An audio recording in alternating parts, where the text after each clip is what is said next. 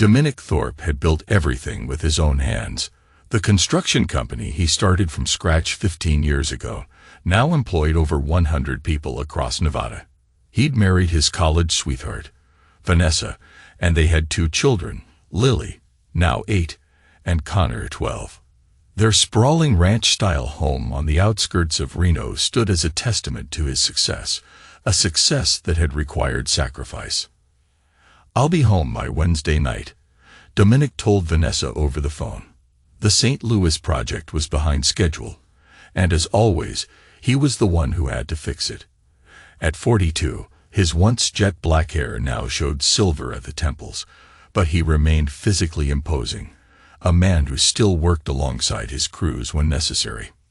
"Take your time," Vanessa replied, her voice oddly detached. "We're fine here." That detachment had been growing for months, Dominic had noticed, but he buried himself in work rather than confront it.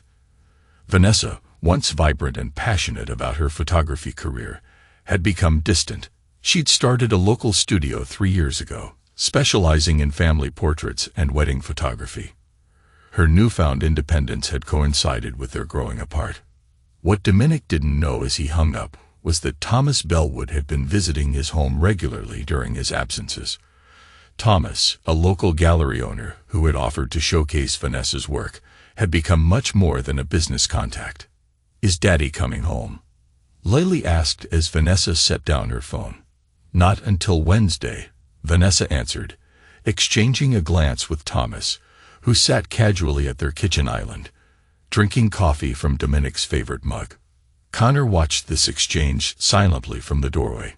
His young face was a mask of confusion and growing resentment. He'd witnessed too many of these moments lately, moments not meant for him to see. That evening, after the children were in bed, Vanessa and Thomas sat on the back porch. "We can't keep doing this," she said, though her body language suggested otherwise as she leaned into him. "You deserve better than a man who's never here," Thomas whispered, his hand on hers. At 38, Thomas had the cultured air of someone born into money, something he flaunted with designer clothes and a vintage Jaguar. "He's building an empire while ignoring the Queen." "The children complicate things," Vanessa replied. Thomas' smile didn't reach his eyes. "Children adapt. Trust me." Upstairs, Connor sat on his bed, a model airplane in his hands, one his father had helped him build. In the adjacent room, Lily slept soundly, innocent to the fracturing foundation of their family. Connor set down the plane and pulled out his tablet, opening the recording app he'd been using for his school project. With deliberate steps, Connor walked to the air vent connecting to the porch below and placed the tablet near it. He'd been collecting evidence for weeks now. Connor understood more than anyone realized. Meanwhile, in Las Vegas, Dominic worked late with his site foreman, Reed Calloway, a weathered ex-military man who had been with Dominic since the beginning. "Something's off with the new investor's demands," Reed mentioned, spreading the blueprints across the makeshift desk. "These last-minute changes don't make sense structurally." Dominic nodded, distracted. "I need you to do something else for me, Reed." "Off the books." Reed straightened, instantly alert. "What's going on, Dom?" "Probably nothing," Dominic said, though his clenched jaw suggested otherwise. "But my gut tells me otherwise. I need you to check on my family while I'm supposedly still here." "You think Vanessa's—" "I don't know what to think anymore," Dominic cut him off. "But I need to know what happens when I'm not there." Reed nodded grimly. He'd seen the signs too.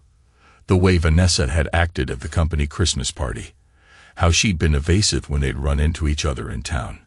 Neither man spoke what they suspected. Some fears were too distressing to voice aloud. The evidence came in fragments. First, Reed's discreet surveillance photos showing Thomas' Jaguar parked down the street from Dominic's home, then leaving early in the morning. Next, bank statements revealing Vanessa had opened a separate account, into which substantial sums had been deposited. Finally, Connor's recordings, innocent at first, as the boy didn't fully understand what he was documenting, but devastating in their implications.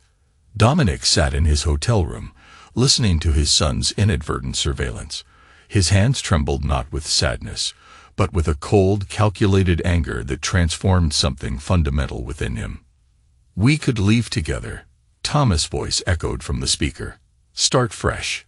The gallery in Santa Fe is practically mine." "And what about the children?" Vanessa asked. "They'd be better off with us. Dominic's never been a real father anyway. He's just a wallet and an occasional weekend playmate." The sound of their laughter pierced Dominic like physical pain.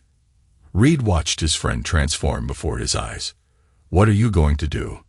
"Nothing. Yet." Dominic's voice had changed. Harder, flatter. "They want to take everything from me. Let's see how that plays out." The next morning, Dominic called Vanessa. "The project's hit some snags. I'll be gone at least another 3 weeks. "Oh," he detected the poorly hidden relief in her voice. "Well, do what you need to do." "I always do," he replied, ending the call. Within hours, Dominic had contacted his lawyer, Adele Montgomery, a razor-sharp attorney known for her ruthless efficiency in divorce cases. "I need everything documented, everything legal, and everything devastating," he told her in her downtown office. Adele's feline smile held no warmth. "They always get sloppy. Affairs make people stupid. She's planning something with him." "I need to know what," Dominic said. Adele nodded. "I'll put my best investigator on it. In the meantime, act normal. Give her enough rope to hang herself." That evening, Dominic called his children, as he always did when away. "Dad, when are you really coming home?" Connor asked, his voice hushed. The question caught Dominic off guard. "What do you mean, buddy? I know you're not in Las Vegas anymore. I tried calling the hotel, and they said you checked out." Dominic silently cursed himself for underestimating his son. "I'm handling some complicated business, Connor, but I promise I'm coming home soon, and things are going to change." "Mom's different when you're gone," Connor confessed. "She's not herself." "I know, son, but I need you to keep being strong for Lily too. Can you do that?" "Yes, sir," Connor replied, sounding older than his 12 years. "Keep those recordings coming," Dominic added quietly. "But be careful. Don't let anyone know." Meanwhile, Thomas and Vanessa's plan was accelerating. Thomas had introduced Vanessa to his attorney, Brendan Walsh, a slick divorce lawyer known for extracting maximum settlements. "The construction company is worth at least $20 million, Walsh explained in Thomas' sleek downtown loft. "With his absence and your primary caregiver status, we can push for full custody and at least half the business value." "I don't want to destroy him," Vanessa protested weakly. Thomas placed his hand over hers. "He destroyed your dreams for years, Nessa. This is just Valence." What none of them knew was that Adele's investigator had planted listening devices during a supposedly routine inspection of Thomas' gallery. Every word was being transmitted to Dominic, who sat in a rented apartment across town, building his counterattack. "The children are the key," he muttered to himself, making notes. Always the children. The ambush came without warning. Dominic returned home unannounced on a Tuesday evening, walking in as if he'd just been out for the day. The shock on Vanessa's face would have been comical under different circumstances. "Dominic," she gasped, nearly dropping the wine glass in her hand. The table was set for 2. Candles were already lit. "Surprise," he said flatly. "Project wrapped early." Before she could respond, the front door opened again, and Thomas stepped in, a bottle of wine in hand. He froze upon seeing Dominic. "Expecting company?" Dominic asked, his voice dangerously calm. Thomas was just. "We were discussing the gallery showing," Vanessa stammered. Dominic nodded slowly. "Of course, business dinner." Thomas recovered his composure, extending his hand. "Good to see you, Dominic. Vanessa's work is really gaining attention." Dominic ignored the outstretched hand. "I bet it is."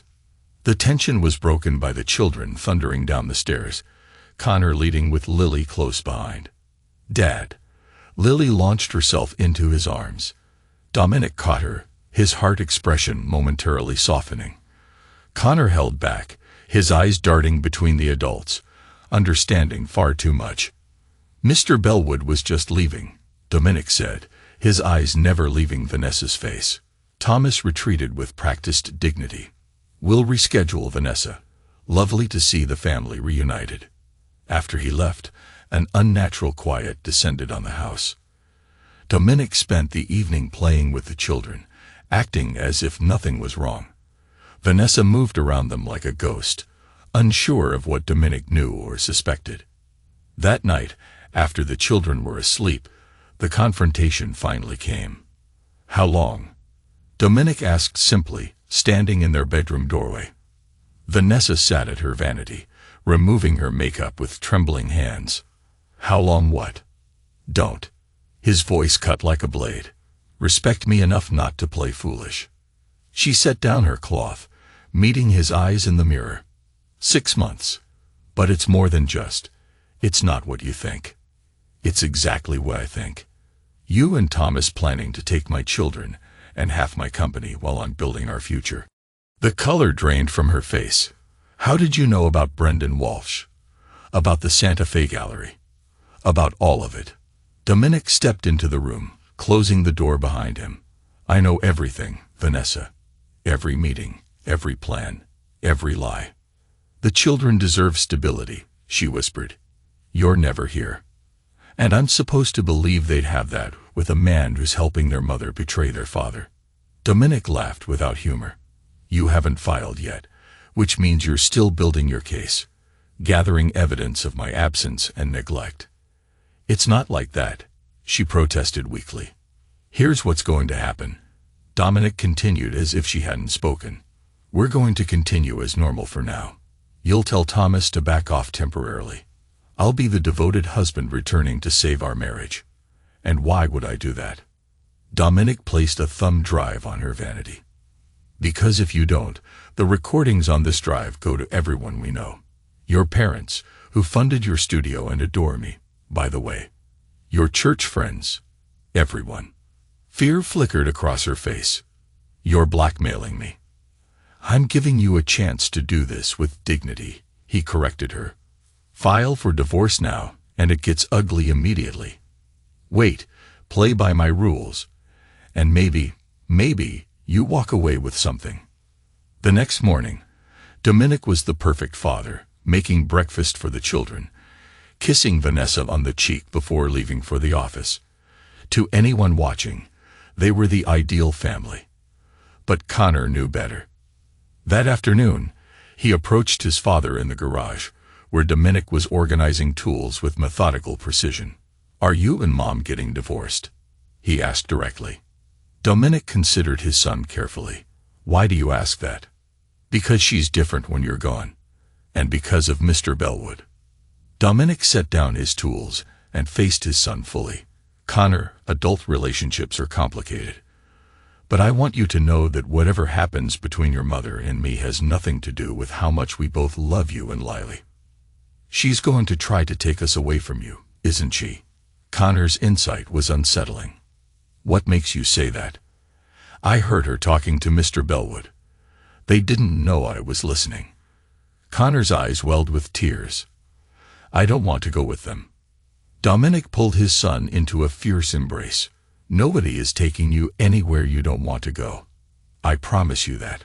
What Dominic didn't tell his son was that this promise would require measures that would change all their lives forever. For 6 weeks, Dominic played the role of devoted husband and father, coming home early, planning family outings, even suggesting counseling. Vanessa performed her part less convincingly, her smile strained, her affection mechanical. Thomas had retreated to the periphery, communicating with Vanessa only about business via carefully worded texts. But beneath this facade of reconciliation, Dominic was meticulously building his case with the help of Reed, Adele, and unexpectedly, Connor. Your mother has a meeting today after her studio closes, Dominic told Connor one morning while driving him to school, at the Riverside Cafe. Connor nodded, understanding the unspoken request. At 12, he had become an unlikely spy in his own home. His tablet recording conversations, his keen observations reported back to his father. Some might have questioned Dominic's use of his son this way, but Dominic saw it as preparing the boy for the harsh realities of life, teaching him that loyalty must be repaid with protection. That afternoon, Connor sat at a corner table in the cafe, ostensibly doing homework, his tablet propped up and recording as Vanessa and Thomas huddled in intense conversation several tables away. "He's suspicious," Vanessa whispered. "He's been too perfect, like he's putting on a show." Thomas reached for her hand. "Walsh says we're almost ready. The separate accounts are established. We just need to document his past absences better." "What about the recordings Connor was making?" Dominic mentioned them. Thomas frowned. "Has he shown them to you?" "No. He claims they're on a drive somewhere safe." "He's bluffing," Thomas decided. "If he had anything damaging, he would have used it already. And the children, the judge will see that a traveling businessman can't provide stability. With my gallery connections, we can paint a picture of a vibrant cultural life for them with us." Connor's jaw clenched as he listened, his hand nearly crushing his pencil. Later, he played the recording for his father in Dominic's workshop, where they could speak privately. Dominic's face remained impassive, but his eyes burned. "You did well, son. They're going to try to take us away," Connor said, his voice breaking. "No, they're not," Dominic assured him, "because we're going to beat them at their own game." The next day, Dominic invited Reed and Adele to meet at his construction site's trailer office. "She's accelerating her timeline," Dominic explained.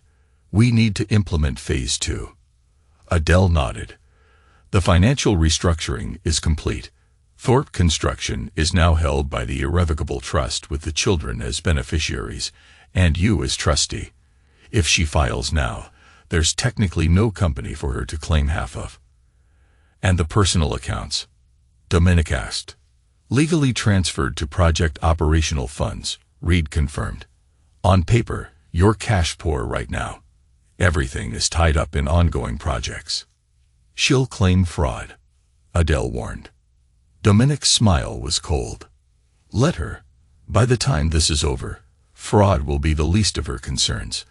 That evening, Dominic called an old friend from his early construction days, Hector Romero, now a private investigator with questionable methods, but absolute loyalty to Dominic, who had once saved him from financial ruin. "I need everything on Thomas Bellwood," Dominic instructed. "Not the surface stuff. I need the dirt no one's supposed to find." "You know, my methods aren't always by the book," Hector cautioned. "I don't care if you have to make a deal with the devil," Dominic replied. "I want him destroyed." Meanwhile, Vanessa had noticed Connor's increasing attachment to Dominic and began her own campaign to secure her children's loyalty. She took Lily shopping, bought Connor the expensive gaming system Dominic had said was too extravagant, and began painting Dominic as the reason for their reduced circumstances. "Daddy's business is having problems," she told them over ice cream. "That's why he was gone so much. But no matter what happens, you'll always have me and your home."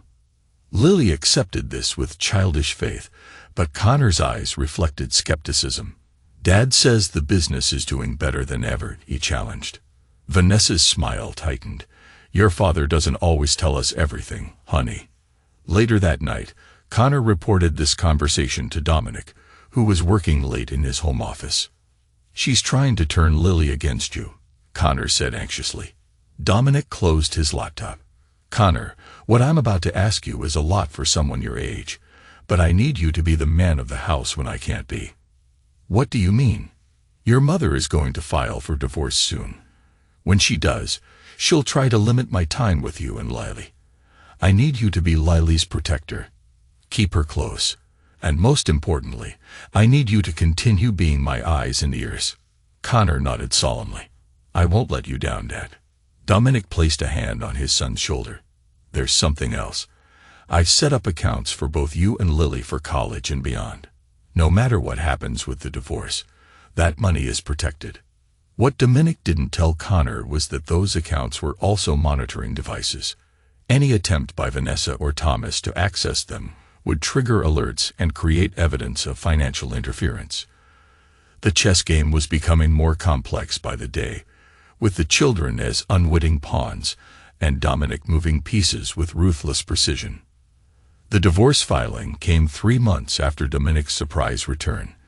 Despite their performance of reconciliation, Vanessa's petition arrived with all the allegations Dominic had anticipated: emotional abandonment, financial control, parental neglect. She sought primary custody of the children, their home, and a substantial portion of what she believed was Dominic's personal wealth and business. Dominic accepted the papers from the process server with an unsettling calm. "Thank you," he said simply, closing the door and pulling out his phone. The first call was to Adele. "It's done. She's made her move. The financial shields are holding," Adele confirmed. "And the custody counter-strategy is ready whenever you give the word." The second call was to Hector. "Tell me you have something." Hector's voice was grim but satisfied.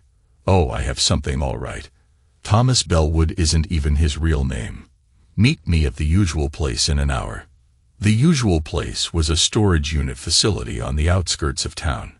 Dominic arrived to find Hector waiting inside Unit 227, surrounded by boards covered with photos, documents, and connecting strings, an analog investigation in a digital age. Thomas Bellwood was born Preston Thomas Kavanagh. Hector began, pointing to a mugshot of a younger version of Thomas. He changed his name after a scandal in Chicago involving art forgery and being involved with a prominent donor's wife.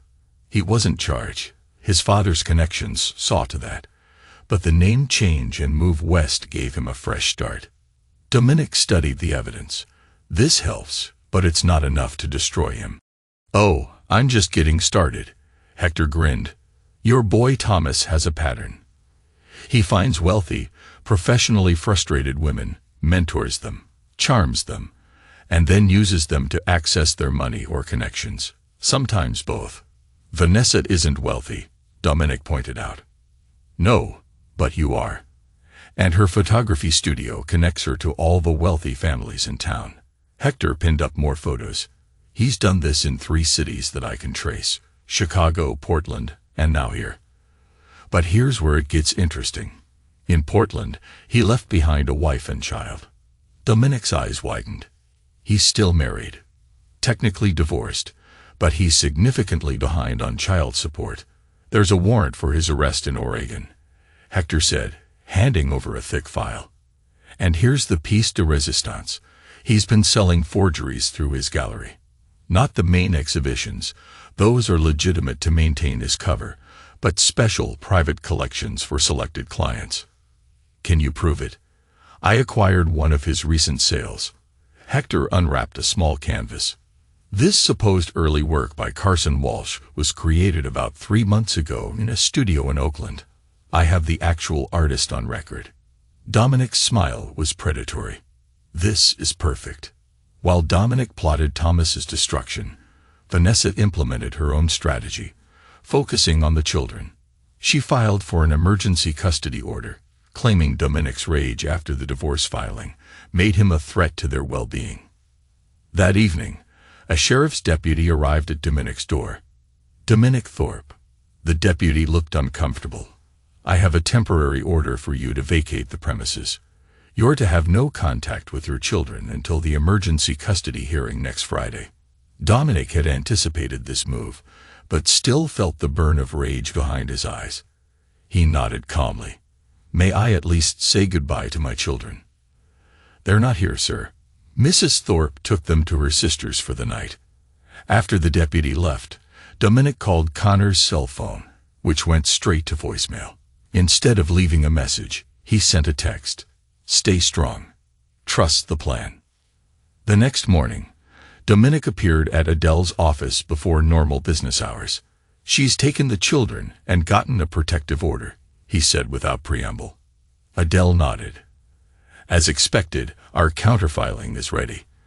But Dominic, are you sure about this approach? It's going to get extremely ugly." She crossed the line when she used my children as weapons, Dominic replied flatly. There's no going back now. That afternoon, Adele filed their counter-petition, alleging parental alienation, fraudulent claims, and including affidavits from several of Dominic's employees testifying to his dedication to his family despite his work commitments. More damaging were the recordings Connor had made of Vanessa and Thomas discussing their plans to take the children away from Dominic. Simultaneously, Hector anonymously provided evidence of Thomas's fraudulent art dealings to both the local police and several of his most prominent clients. Within 24 hours, Thomas's carefully constructed world began to crumble. Vanessa, isolated at her sister's house with the children, was blindsided when Thomas called in a panic. The galleries are being investigated, he hissed. Someone sent evidence of forgery to the police. I have to leave town for a while. What? You can't leave now. Vanessa's voice rose. I've just filed for divorce. I need you here. In the next room, Connor pressed his tablet against the wall, capturing every word of their increasingly frantic conversation. This was never part of the plan. Thomas snapped. I can't help you if I'm in jail. What about us? What about starting over together? The long pause told Vanessa everything. We need to be practical, Thomas finally said. Handle your divorce, get what you can, and we'll reconnect when things calm down. After the call ended, Vanessa sat in stunned silence. Connor quietly returned to the guest room he shared with Lily, who was absorbed in a tablet game.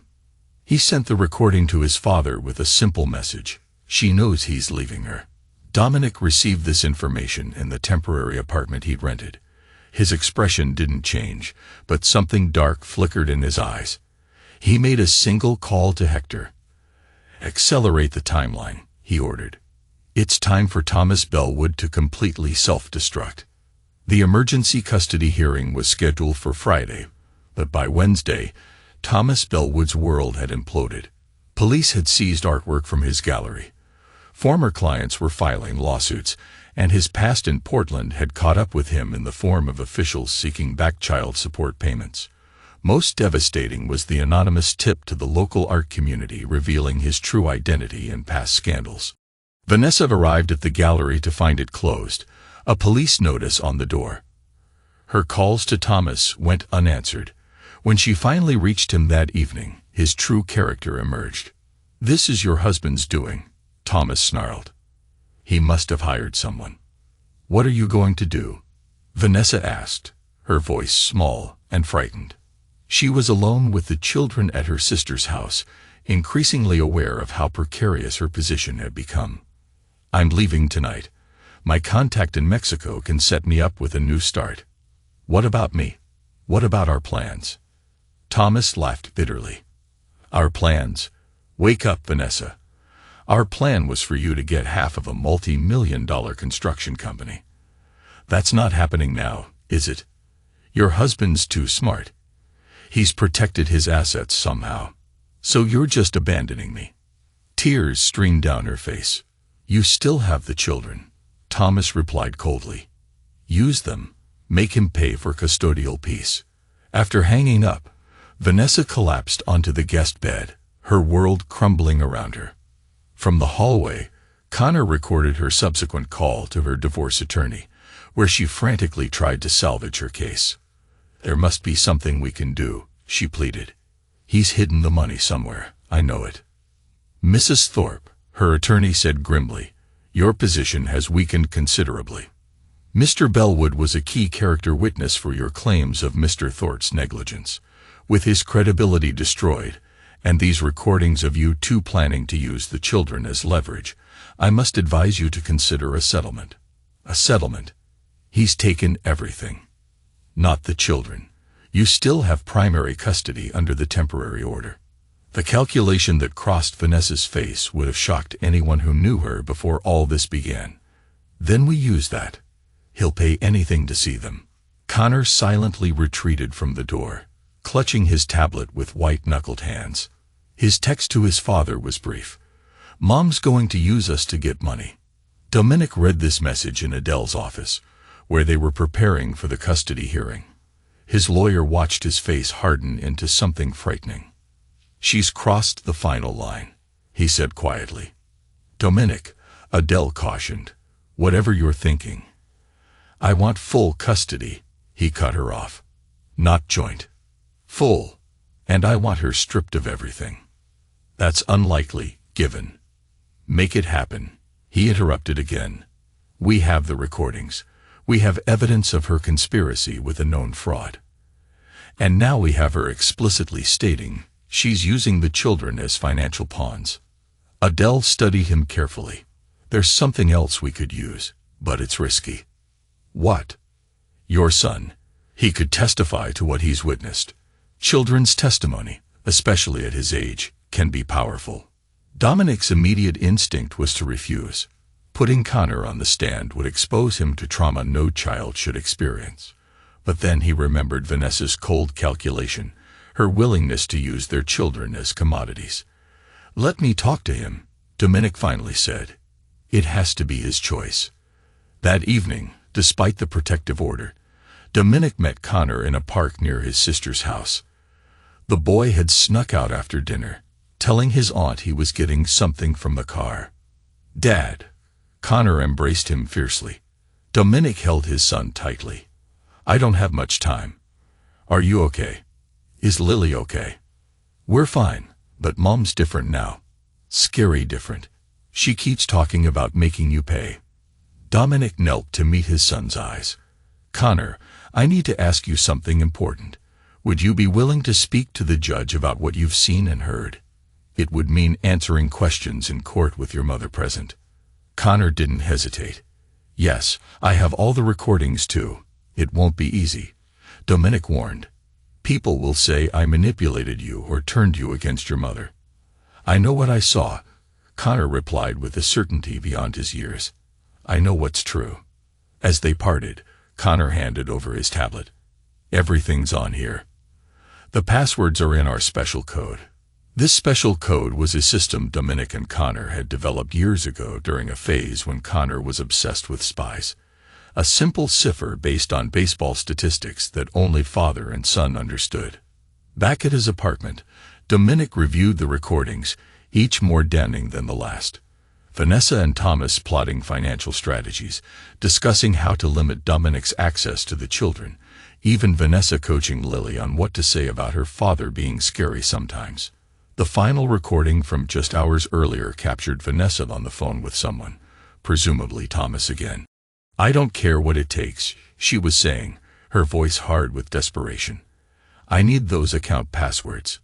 Connor must know something. He and Dominic have always been thick as thieves. I'll get it out of him tomorrow." Dominic's hand clenched so tightly around his phone that the screen cracked. In that moment, something fundamental shifted in him. This was no longer just about protecting his assets, or even winning custody. This was about saving his children from a woman he no longer recognized. He made 3 calls in rapid succession, to Adele, to Reed, and finally to Hector.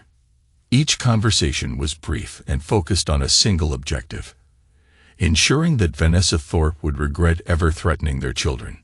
The custody hearing was no longer just a legal proceeding. It was going to be a reckoning. The family court was packed by 9 a.m. that Friday. News of Thomas Bellwood's art fraud and subsequent disappearance had made local headlines, creating unusual public interest in what would normally be a private custody matter. Judge Eleanor Winters, a veteran of 20 years on the family court bench, surveyed the crowded room with clear displeasure. Dominic sat with Adele at one table, his posture rigid but controlled.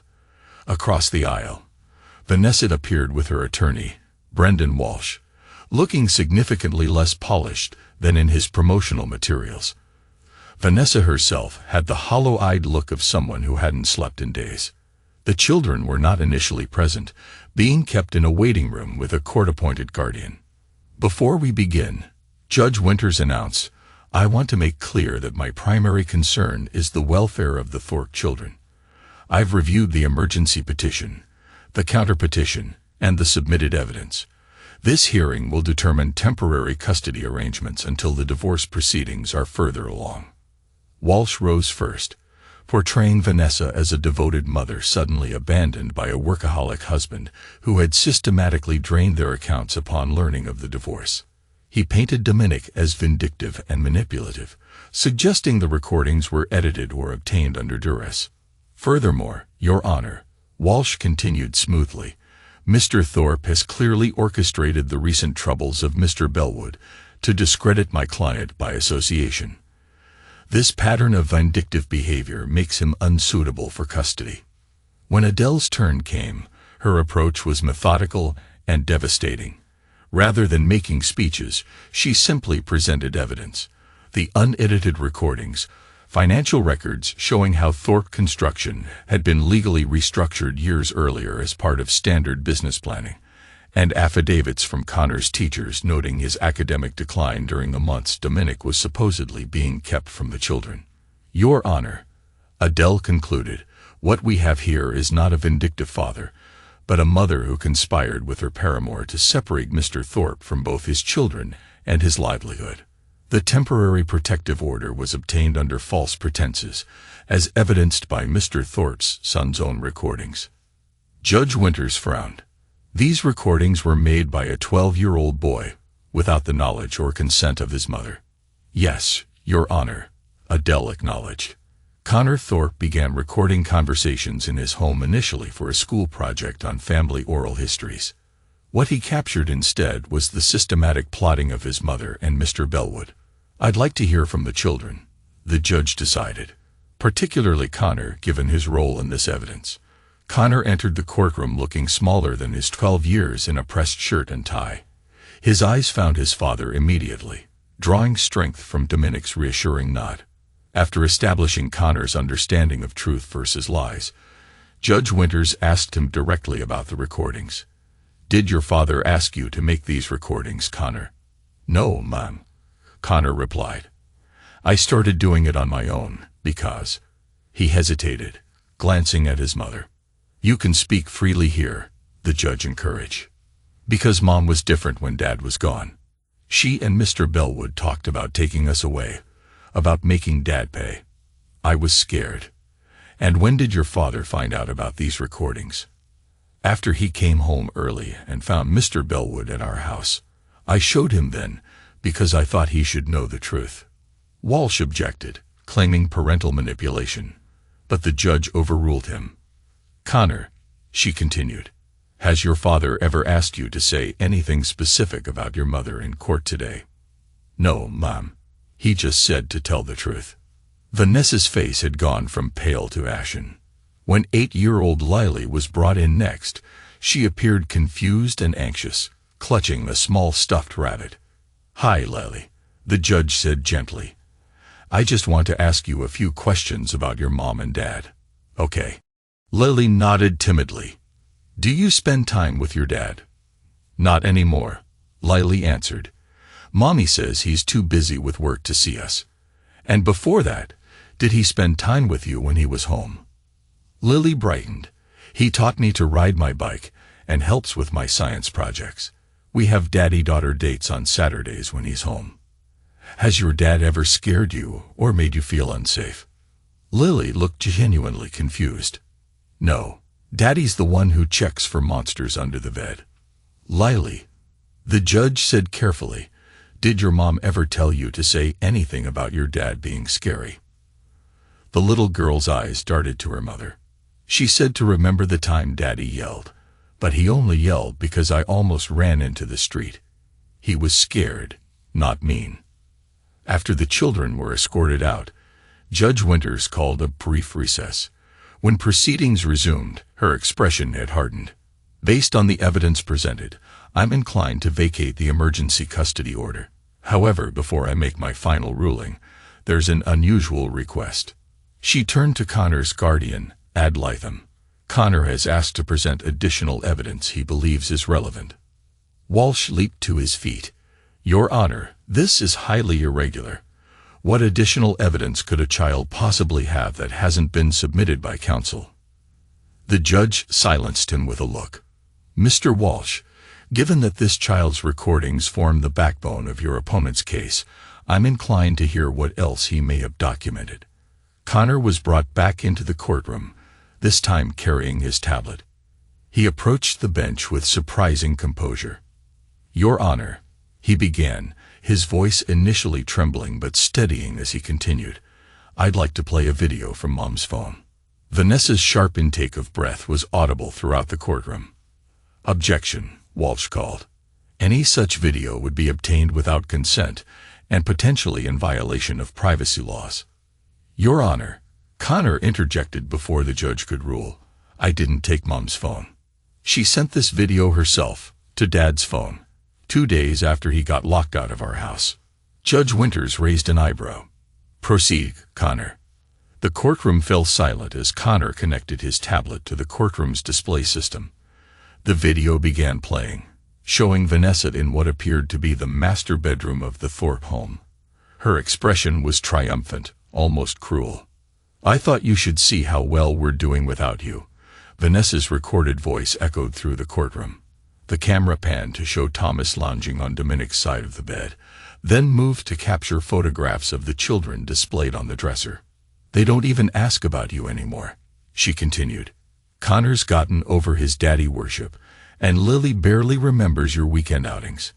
The real Vanessa shrank in her seat as her digital counterpart continued her taunting monologue, revealing not just her affair, but her explicit intention to use the children as leverage for financial gain.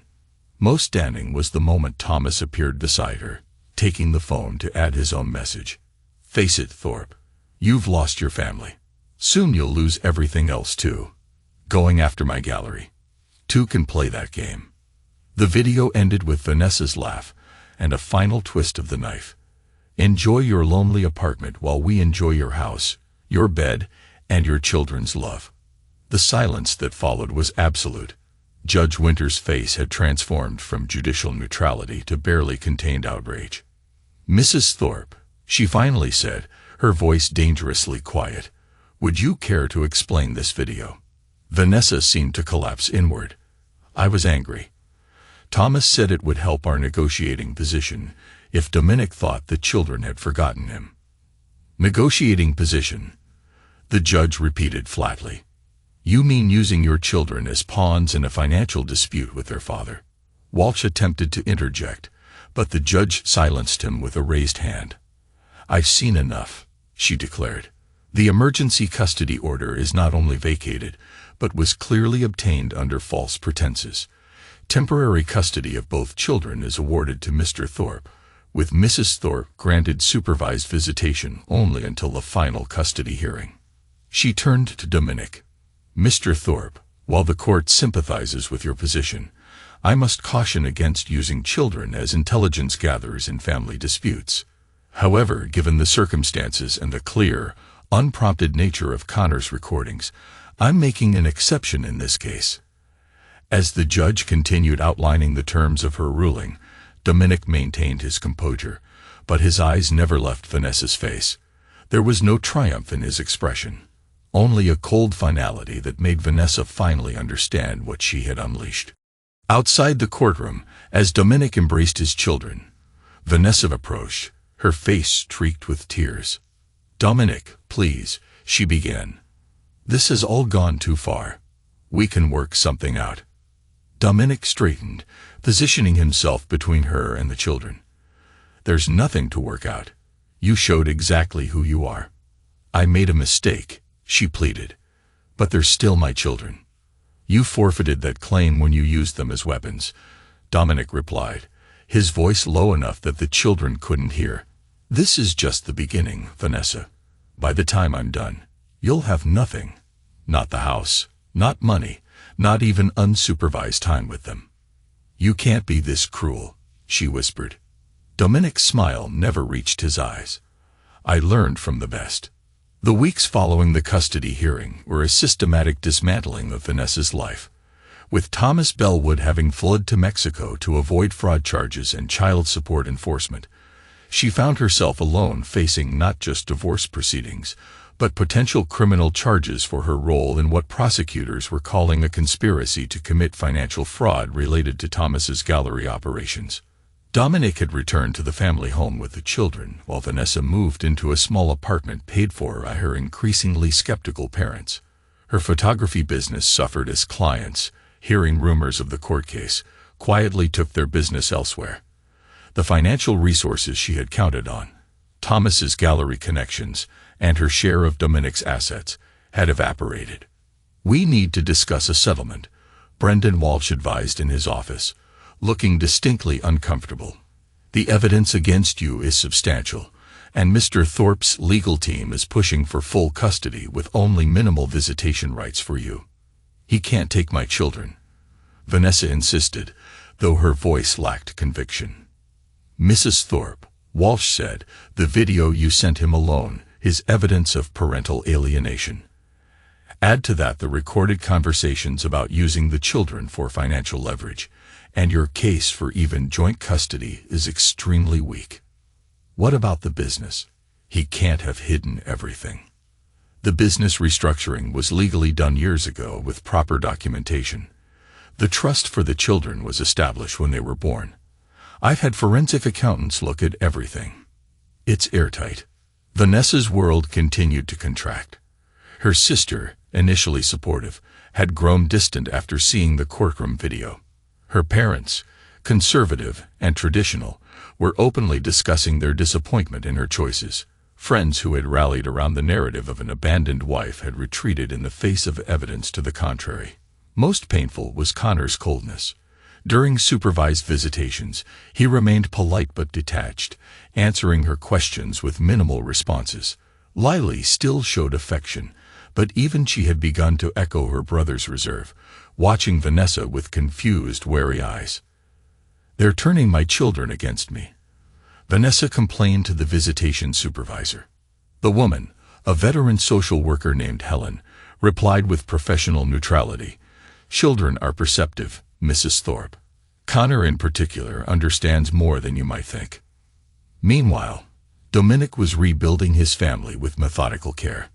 He arranged his work schedule to be home when the children returned from school.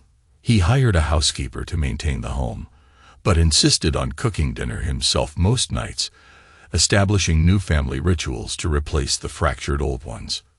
When not with the children, he continued working with Adele to ensure the divorce settlement would be as favorable as possible, and with Hector to gather evidence of Thomas's continued criminal activities in Mexico. Evidence that would further implicate Vanessa if she didn't agree to his terms. The prosecutor's office is interested in the connection between Thomas's art fraud and Vanessa's studio, Adele reported one afternoon. Apparently, some of the fraudulent provenances were created using her photography and documentation. "Was she knowingly involved?" Dominic asked. "That's unclear, but it gives us another pressure point. She's looking at potential criminal charges unless she can demonstrate cooperation." Dominic nodded. "Make sure the children are completely insulated from any criminal proceedings. I want nothing touching them." "Already done. The trust structure protects their inheritance regardless of what happens with the criminal investigation." That evening, as Dominic helped Lily with her science project, Connor approached with an expression that had become all too familiar, the look of a child forced to grow up too quickly. "Dad, is Mom going to go to jail?" Dominic set down the glue gun he'd been using. "Who told you that?" "I overheard your call with Ms. Montgomery about criminal charges." Dominic sighed. "Connor, you need to stop eavesdropping on adult conversations." "I'm trying to protect our family," Connor protested. "Like you asked me to." The words hit Dominic like a physical blow. In his determination to protect his children from Vanessa's manipulations, had he turned his son into something no child should be, a spy in his own home, carrying burdens no 12-year-old should bear. "Come here," Dominic said, pulling his son into an embrace. "You've done more than enough. From now on, I need you to focus on being a kid. Let me handle the adult problems." "But what about Mom?" Connor persisted. "Your mother made some bad choices, but she's still your mother. Whatever happens between us doesn't change that." That night, Dominic made a decision. The ruthless dismantling of Vanessa's life had served its purpose. She was isolated, financially vulnerable, and legally exposed. Continuing to pursue criminal charges would only further traumatize the children, particularly Connor, who was already showing signs of the emotional toll. The next morning, he called Adele. "I want to offer a settlement. Generous visitation rights in exchange for full legal custody. No pursuit of criminal charges unless she violates the terms." "Are you sure?" Adele sounded surprised. "We have her cornered." "The children have been through enough," Dominic replied. "I want this finished." The settlement offer was delivered to Vanessa that afternoon. In addition to the custody arrangements, it included a modest monthly support payment, enough to maintain a decent apartment and restart her photography business, but not the wealthy lifestyle she had envisioned with Thomas. Vanessa read the terms with tears streaming down her face. For the first time in months, she saw not an escape hatch, but a lifeline, a chance to retain some relationship with her children and rebuild some semblance of a life. "He's being more generous than you deserve," Walsh told her bluntly. "Take the offer." As Vanessa signed the agreement, a text arrived from an unknown Mexican number. "Found a buyer for the remaining pieces. Need your documentation skills again. Good money. T." She stared at the message for a long moment, then blocked the number without responding. Thomas Bellwood had cost her everything that mattered. There would be no second chance for him. That weekend, during her supervised visitation, Vanessa arrived with a different demeanor, humbled, genuine in a way she hadn't been in years. "I've signed the agreement," she told Dominic as he dropped the children off. "Thank you for not pursuing the criminal charges." Dominic's face remained impassive. "This isn't forgiveness, Vanessa. This is for them, not you." She nodded, accepting this harsh truth. "I know, but I'm going to earn back their trust, and maybe someday a little of yours." "Don't mistake pragmatism for weakness," Dominic warned quietly. "If you ever try to use the children against me again, what happened these past months will seem like mercy." As he walked away, leaving Vanessa with their children and the court-appointed supervisor, Dominic felt no satisfaction, no triumph. Only the heavy certainty that he had done what was necessary to protect his family, and would do it again without hesitation if needed. The destruction of Vanessa's carefully constructed plans had been complete. The only question remaining was whether anything could be rebuilt from the ashes, and whether Dominic would ever allow it. 6 months after the custody settlement, life had found a new rhythm for the Thorpe family. Dominic had restructured his business operations to allow him more time at home, delegating much of the travel to Reed and other trusted lieutenants. The divorce was finalized, with the terms largely matching the settlement agreement. Full custody to Dominic with structured visitation for Vanessa. The children were adapting in their own ways. Lily, resilient as only young children can be, had adjusted to the new normal of splitting time between her father's home and supervised visits with her mother. Connor, however, remained changed by the experience. More serious, more watchful, a shadow of adulthood falling across his features too early.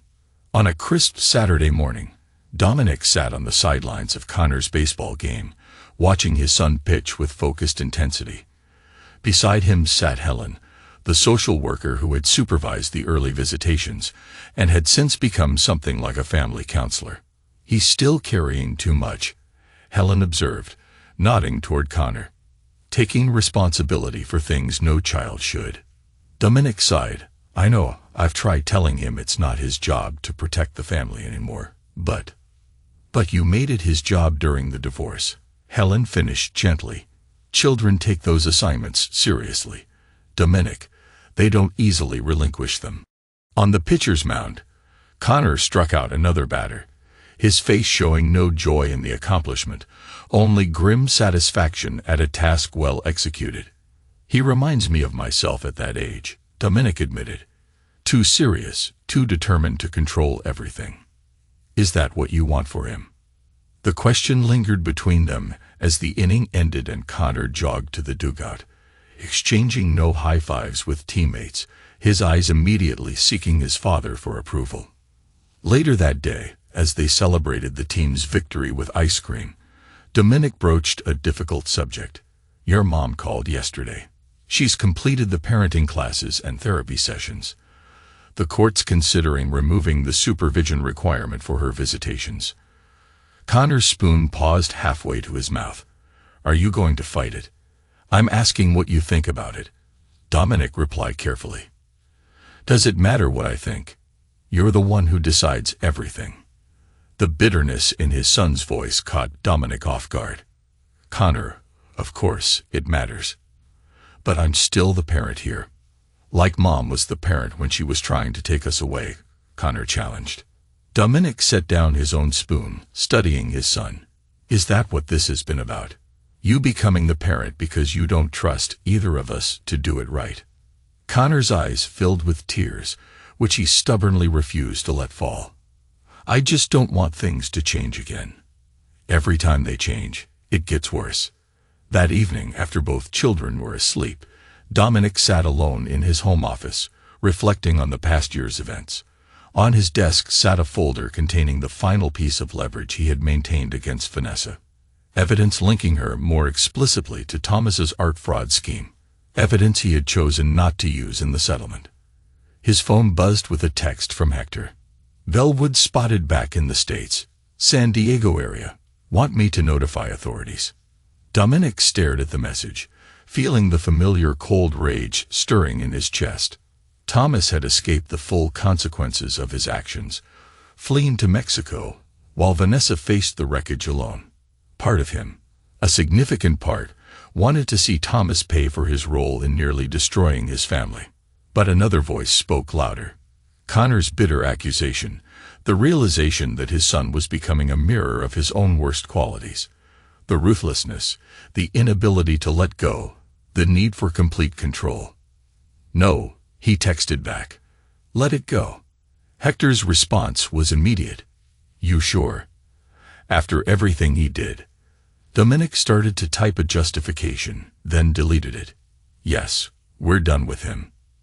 The next morning, Dominic called Vanessa and arranged to meet at a neutral location, a coffee shop downtown, where they had once been regular customers in the early days of their marriage. She arrived looking better than he had seen her in months. The haunted, desperate look had faded, replaced by something more grounded. She had found work teaching photography at the community college, a modest position, but one that seemed to suit her better than the high-pressure world of commercial work. Thank you for meeting me, Dominic began formally. Of course, she replied, remaining wary, uncertain of his purpose. He slid the folder across the table. This is everything linking you to Thomas's art fraud. The photos you took documenting the fake provenances, the editing work you did. I've had it since before the settlement.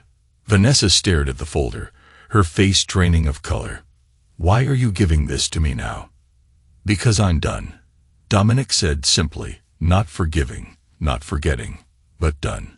The children need us to find some way forward that doesn't involve constantly looking back. Especially Connor. He's becoming like me at my worst, Dominic acknowledged, calculating, untrusting, always planning 3 moves ahead. That's not what I want for him. Vanessa nodded slowly. What are you proposing? A truce. Not friendship, not reconciliation, but a functional co-parenting relationship. I'll support removing the supervision requirement. If you continue the therapy and parenting classes, we communicate directly about the children, no intermediaries. And Thomas is your past, not your present. If he contacts you again, you tell me immediately. If I find out you're involved with him in any capacity, all of this goes to the prosecutor's office. His tone made clear this was non-negotiable. He texted me from Mexico, Vanessa admitted. I blocked him. Dominic nodded, satisfied with her honesty. He's back in the country. San Diego area. Fear flickered across her face. Are you going to? No, Dominic interrupted. Unless he approaches you or the children, I'm done with Thomas Bellwood. He took enough of our energy already. The conversation shifted to practical matters. Schedule coordination, school events, the children's ongoing needs. For the first time in over a year, They spoke as parents rather than adversaries. As they prepared to leave, Vanessa asked the question that had clearly been on her mind throughout. Why the change, Dominic? You had everything you wanted. You won. Dominic considered this, then answered with unexpected honesty. Because winning wasn't enough. I destroyed your life, got full custody, protected my business, and my son is still miserable. Maybe there's something to be said for mercy, even if it's not deserved.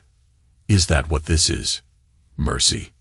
No, Dominic replied, standing to leave. It's pragmatism. Our children need both of us to be better than we've been. Nothing more, nothing less. 3 weeks later, the court removed the supervision requirement for Vanessa's visitations. The first weekend, the children stayed at her new apartment. Dominic found himself alone in the family home for the first time in months, the silence both welcome and unsettling. His phone rang. Reed, calling about a potential new project in Seattle. It's a good opportunity, Reed was saying, but it would mean significant travel for the setup phase. Before the divorce, Dominic would have immediately committed, trusting that the family would adapt around his ambitions. Now he found himself considering a different calculus. Let me think about it, he replied. I need to figure out how it would work with the custody schedule. After hanging up, he walked through the quiet house, pausing at Connor's room. On the desk sat a half-finished model plane, another father-son project that had been interrupted by the chaos of recent months. Beside it was a framed photograph of Dominic and Connor on a fishing trip when the boy was 7, both smiling with unguarded joy. Dominic picked up the model, examining the careful work his son had put into it, the precision, the attention to detail. Connor had always been methodical, even before the divorce had turned that natural tendency into something harder and more defensive. His phone buzzed with a text from Connor. Dad, Mom's taking us for ice cream. Is that okay? The old Dominic would have analyzed this for hidden agendas, perhaps seen it as Vanessa trying to buy the children's affection. Instead, he typed simply, of course, have fun. Love you both. The response came quickly. Love you too. Dominic set down his phone and returned to the model plane, picking up where his son had left off. The retribution was complete, but not in the way he had originally envisioned, not through Vanessa's complete destruction or Thomas's imprisonment, but through the slow, difficult process of rebuilding what mattered most, his children's sense of security, and perhaps someday their capacity for trust. He had not forgiven. Some betrayals went too deep for that, but he had chosen to stop the cycle of vengeance before it claimed not just his enemies, but his children as well. In the quiet of his home, working on his son's model plane, Dominic Thorpe made peace not with his past, but with his future. The ruthless man who had systematically dismantled his wife's life remained. The father who would do anything to protect his children remained. But alongside them now stood a man who understood that true victory sometimes required knowing when to lay down arms, not out of weakness, but out of strength. It was, perhaps, the most difficult victory of all.